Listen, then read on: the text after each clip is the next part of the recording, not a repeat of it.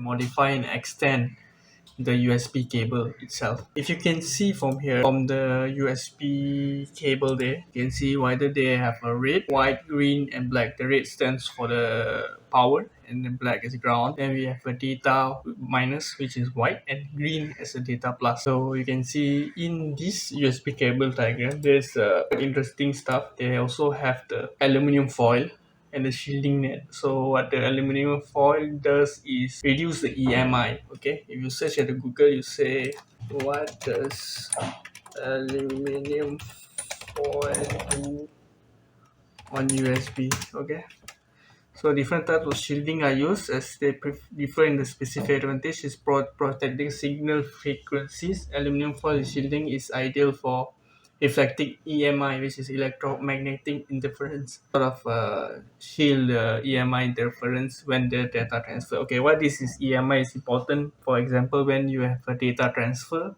you're using a USB and you plug it in, then you have some copy of the data from the USB to the our computer.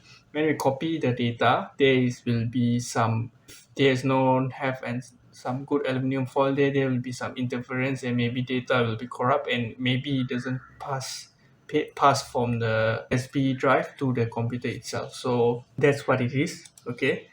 And what I did is I modified the lengthy USB cable to connect to my USB hub for my mouse and keyboard to operate. So connect to so what I did is I extend the USB cable. Okay, I have a female USB cable. Okay, but the problem is the another end is they have exposed wire. It doesn't have the USB cable, which is the male USB cable.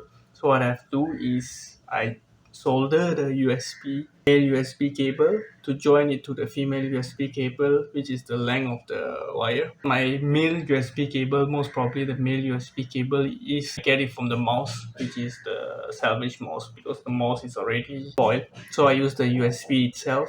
From there, I just cut the wire and split it into four: VCC ground, data plus, and data minus. Join with the female USB another end. So join it together, then make it lengthy enough to connect to my CPU itself.